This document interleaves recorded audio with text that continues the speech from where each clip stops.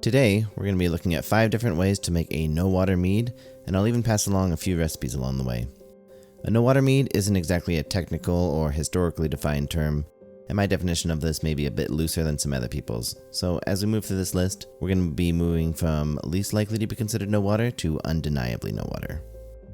So how do you make a mead that you can drink without water? With fruit, of course. You probably knew that, but in case you didn't, these are all going to be fruit meads, aka melomels. Now if you want to get specific about it, then yes, there's technically water in the fruit in the form of juice, and that's what makes this possible. No-water meads, for the most part, are more intense, rich, and flavor concentrated compared to a regular melomel that only uses a few pounds of fruit per gallon. I highly recommend you give one of these methods a try, especially if you're looking to get a big fruit character in your meads. We're going to start from the loosest definition of no water and move to the strictest. The cost and ease to make these will also mostly be in this order from least expensive to most expensive, and easiest to hardest. It does vary a little bit, so that's not really a hard rule. These methods generally overlap in some way, but we'll talk about it when we get there, so without further ado, let's get into it.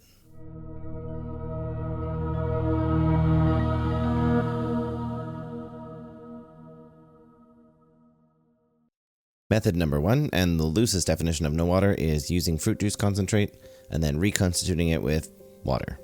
You can probably see why this is a loose definition, but to make concentrate, the water is evaporated out of the fruit, so all you're really doing is re-adding the water that was removed, technically making it 100% juice from concentrate. I personally think this still counts as no water, but if you disagree, you can fight about it in the comments. You can make one of these pretty inexpensively by picking up some cans of juice concentrate from a grocery store. You'll probably be limited to things like apple, orange, and grape, or some mix with an apple juice base. You can also spend a little more at Coloma Foods or Fast Fruit to get a whole variety of harder to find concentrates. I've used a lot of these with varying results, mostly positive though. Wine kits are also generally sold as concentrates, so if you've made a piment with one, you've essentially used this method already.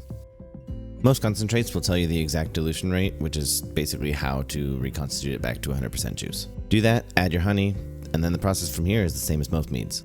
Now, as a side note, I'm not going to get into process too much. This kind of assumes that you have some baseline knowledge of how to make mead.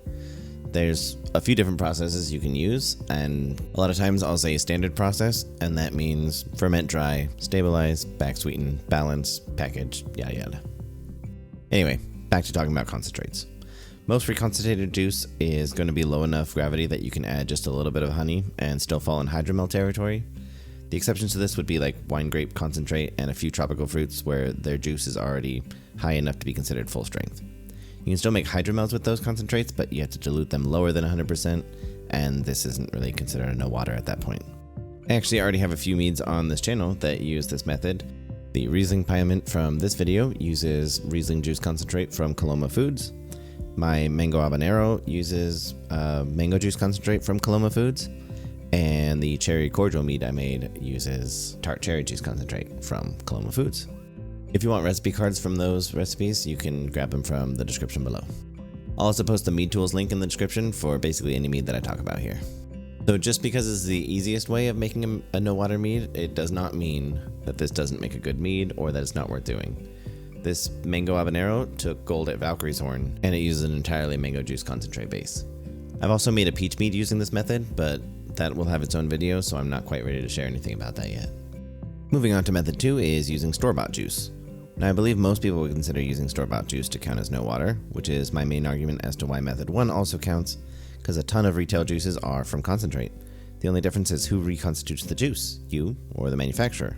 You can find fruit juice at essentially any grocery store. The process for these is pretty much the same, except even easier.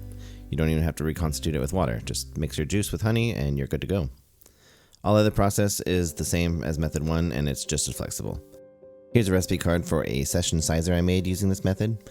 The apple juice was from concentrate, and I also in secondary added blackcurrant juice concentrate to back sweeten. I'm not going to leave these recipe cards up for very long, so feel free to screenshot or refer to the Meadtools link in the description.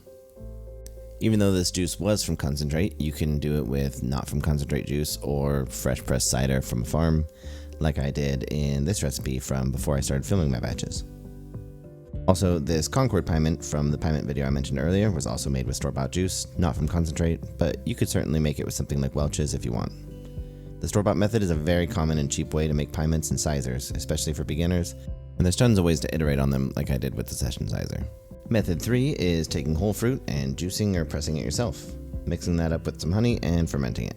It is, again, very similar to the last method, but when you juice it yourself, you also have all the solids, skins, and seeds that you can ferment on if you choose to. This lets you extract some of the tannins and sometimes color that you'd get from using whole fruit. This is also how most commercial wines and ciders are produced, but we're adding honey to that result in order to make it a mead. Usually they'll use a press, but I made this pear session mead with just a slow juicer.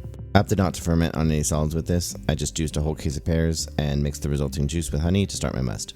Here's a recipe card for that one. It was kegged and carbonated, but you could also bottle condition this. Unfortunately, that's my only example of this method, but I do really want to get more use out of this juicer soon. One thing to be wary of if you are juicing your own fruit is the seeds. If you're using a centrifugal juicer, you might want to avoid using the solids as it can contain broken seeds that produce some off flavors if you include them in your mead. Masticating juicers are usually more careful with them and they get separated easier without breaking. As a side note, a method I didn't include is blending your fruit or using purees, specifically because of that seed issue, but also because blended and pureed fruit causes a lot of sediment and it's impossible to separate it from your mead and can lead to poor yield. It's technically an option, but not one we'll cover here. Method 4 is kind of a hybrid method and is my most common no-water method. It's essentially just using any of the above methods and combining it with using whole fruit like you would in a regular melomel. This no-water blueberry pomegranate uses pomegranate juice, blueberry juice, and whole blueberries with pomegranate arils in secondary. This tart cherry blackcurrant blackberry mead uses concentrates from tart cherry and blackcurrant, combines it with whole blackberries in primary and secondary. The benefits of this method are being able to combine the depth and boldness of a 100% fruit juice base with the seed and skin extract benefits of using whole fruit, as well as getting that fresh fruit character from the whole fruit. I think this is especially useful to combine with method 1 and 2, as store-bought concentrates and fruit juices can taste a little bit off from their fresher counterparts. If you've ever made a melomel with whole fruit, then there's nothing new that you need to learn either. Just replace your water with fruit juice and continue as usual. I kind of consider this a sweet spot between results, cost, and difficulty. Now, the last method we're going to talk about is using 100% fruit solids with a pretty specific process. I consider these to be the most true no-water meads, as you're adding no liquid at all to the must. A lot of mead makers use the term no-water and BFM, or big fruit mead, interchangeably, but I prefer a little differentiation. All of the above methods are no-water, but only this one I'd call BFM. To make a BFM, you'll need a ton of solid fruit, upwards of 12 to 15 pounds per gallon, depending on the water content of the fruit. This is my recipe card for a no-water strawberry, blackberry, and blueberry mead. 71B is recommended by various sources here to help soften the acidity of all this fruit, and berries work extremely well for this. I should caution you about strawberries though. You may have heard that strawberries can impart a notoriously awful flavor in fermentation. Some people describe it as band-aid, chemical, or plasticky, and generally it's agreed that the taste comes from contact with the seeds. There is some conflicting information on this though. The off flavor has been reported by people just fermenting strawberry juice. Some people say it doesn't happen by just steeping in secondary, and some people just don't report it at all. But general advice is keep contact time with strawberries to a week or less.